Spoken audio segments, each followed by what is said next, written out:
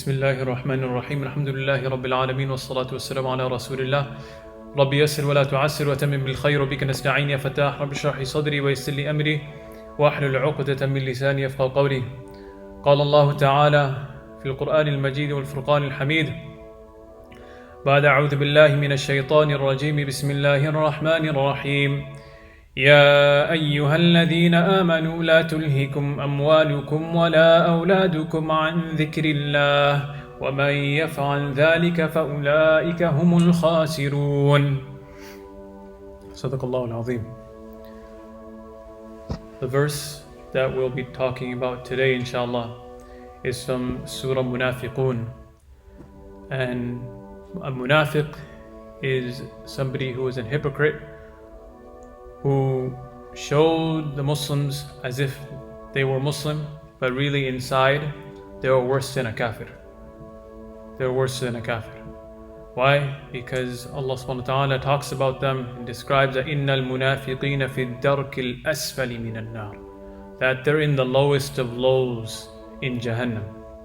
So that they show that they're Muslim, but really internally they're not Muslim. So we want to be as far away as possible from these individuals and any characteristics that these individuals might have. And Allah subhanahu wa ta'ala lists certain characteristics of the munafiqun, of the hypocrites in this surah. And we'll just talk about one ayah inshallah today. And that ayah is Allah subhanahu wa ta'ala is addressing the believers. He's telling the believers that, O believers, Ya ayyuhalladhina amanu, those who believe, La tulhikum amwalukum wala awladukum. Don't let your children and don't let your money divert you away from the dhikr of Allah subhanahu wa ta'ala. And again, remember that we talked about the word dhikr. So in different places Allah subhanahu wa ta'ala refers to dhikr in different meanings. So don't let your children and your wealth divert you away from the dhikr of Allah subhanahu wa ta'ala. وَمَن يَفْعَلْ ذَلِكَ, whoever does that, then they're most definitely losers, just like the munafiqun. They're going to be losers just like the munafiqun. Now, you might think, why is Allah subhanahu wa ta'ala talking about children? Okay, wealth, fine, we understand how wealth can divert us. But how about children? How can children divert us away from the remembrance of Allah subhanahu wa ta'ala? Now, we want to pay very close attention to why Allah subhanahu wa ta'ala chose these specific two categories, these specific means of enjoyment.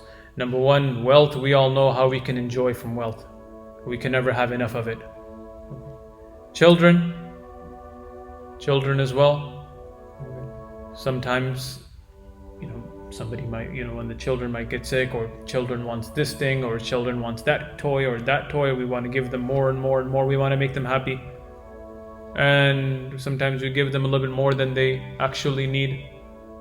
Kind of like, I teach the youth class, mashallah, I told you guys multiple times. A lot of the times the youth have better and bigger phones than I do. I'm like, why do you have a phone? You're in 5th grade, 4th grade. What you need a phone for? So, I just surf the web, or I just, I'm on the internet. I was like, you're with your parents all day, right? You're with your parents all day. I let that be between them and the parents. But sometimes kids know how to get through to parents. If dad doesn't give it, then they'll go to mom. If mom doesn't give it, then they'll go to dad. They're very smart, mashallah. In Urdu we call them chalak. They're very, very smart, very, very, very keen individuals. Now, this word dhikr. The word dhikr, what does it mean? Over here, if you look at what the Sahaba said, what the Mufassirun say, that dhikr could be referring to the fard prayers. Dhikr could be referring to Hajj. Dhikr could be referring to, as we talked about before, the Qur'an. That they divert you away from the recitation of the Qur'an. They divert you away from performing obligatory acts. They divert you away from giving zakat, from performing Hajj.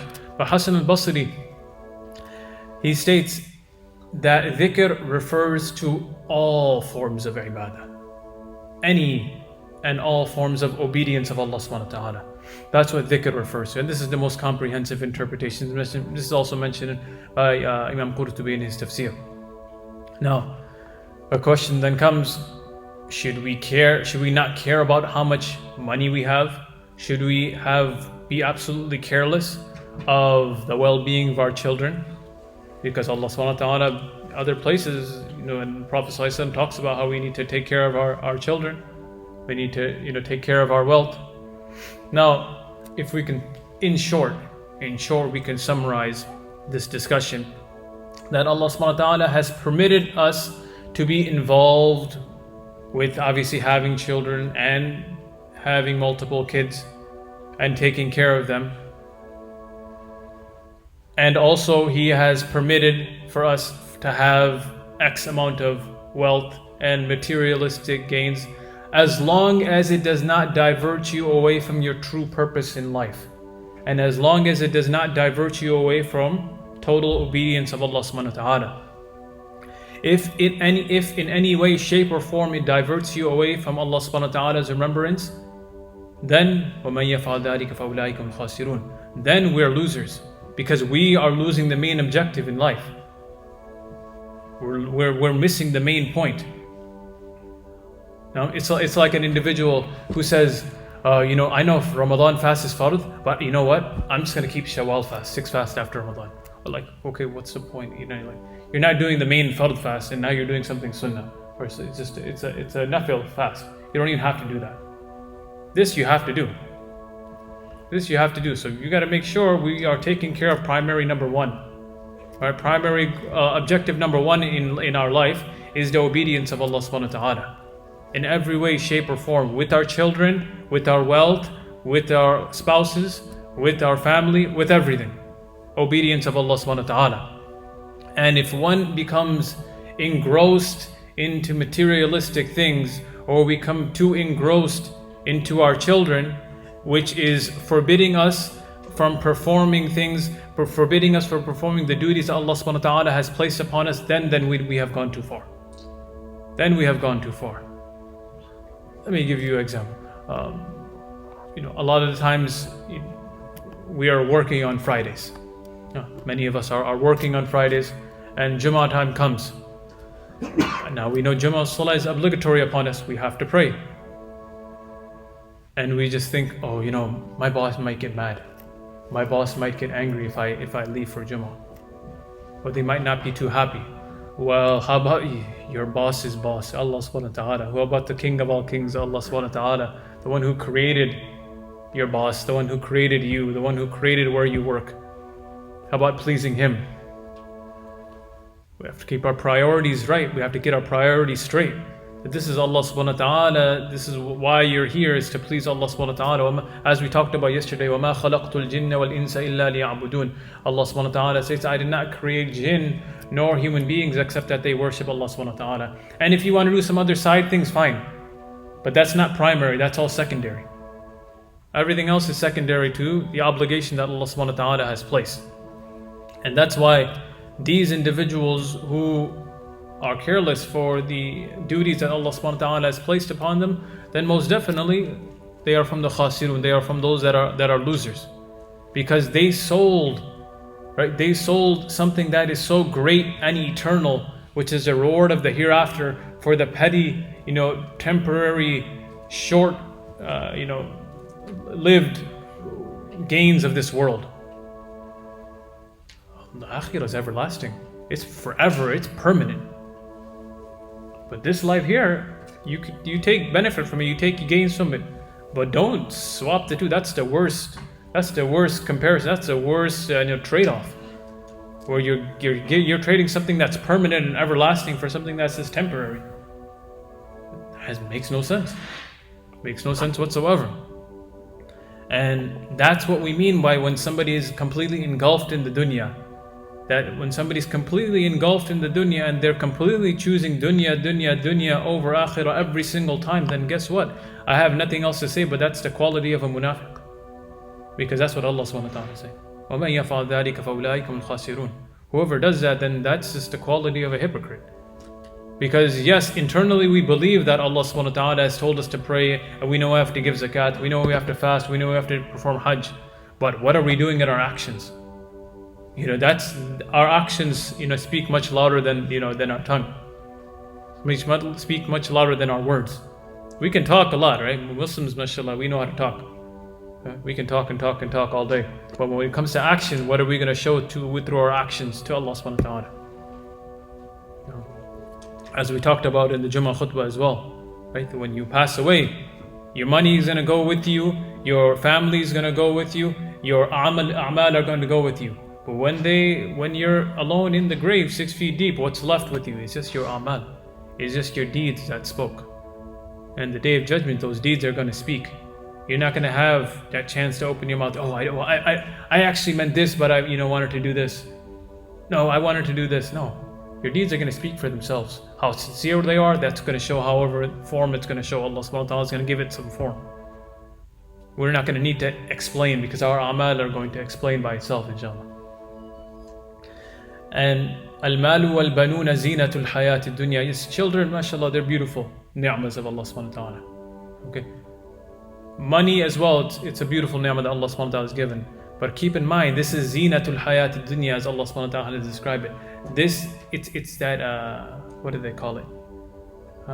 Not delusion, but when you see something far away when it's not actually there, what do you call that? Mirage, yeah? It's a mirage, yeah?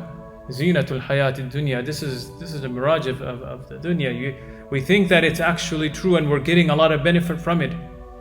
But don't let that hinder you from the everlasting benefit, the permanent benefit. And the Mufassirun, they say that these individuals who do this, what are they doing? Ba'ul azim al-baqi bil-haqir al-fani. That these individuals who are being described in this verse, they are selling this everlasting great reward for this temporal lowly dunya. They're selling permanent everlasting reward for temporal lowly dunya. And we know that's not a good transaction. We know that's not going to get us really far. So imagine those same two things that Allah subhanahu wa ta'ala talked about in the verse. Children and wealth. Same two things. Imagine if we use those two very things that Allah subhanahu wa ta'ala mentioned to get us closer to Allah subhanahu wa ta'ala and to get us farther and higher in the ranks of Jannah, and use that as a means of obtaining Jannah. Imagine that. We flip the script and we use those two things, not like how the Munafiqūn would, not diverting us away from the remembrance of Allah, but using these two things to remember Allah subhanahu wa ta'ala as a family. Imagine we do that. Imagine how much reward. It's going to be double and triple the reward, because not only are we performing the deeds, but our children are performing the deeds. And that sadaqah jariyah that you spent on the masjid, guess what? When you passed away, that's also multiplying and multiplying and multiplying. Right? We use those same two things, children and wealth. Use that as a means of getting higher in Jannah. Use that as a means of getting closer to Allah subhanahu wa ta'ala. Use that as a means of pleasing Allah subhanahu wa ta'ala. With children, you teach them the love and the remembrance of Allah subhanahu wa ta'ala. And when you pass away, and every time they perform a deed, guess what? You're going to be getting a share of that as well. You'll be getting your fair share of that as well. Same thing with money. We obtain it in a halal way, and we use it in a way to please Allah subhanahu wa ta'ala. For example, by supporting the masjid, then guess what? You'll be rewarded for that as well. You'll be rewarded for that as well. So it's a mindset. It's a mindset, how we use these two things. And these are just two ni'mas that Allah subhanahu wa ta'ala has given us. So our action plan, inshallah, is to worship Allah subhanahu wa ta'ala in all facets of life, and not letting anything or anyone deviate us from the path of Allah subhanahu wa ta'ala, so we are not a loser in the eyes of Allah. Subhana rabbika rabbil izzati amma yasifun, wa salamun ala al-mursaleen, walhamdulillahi rabbil alameen.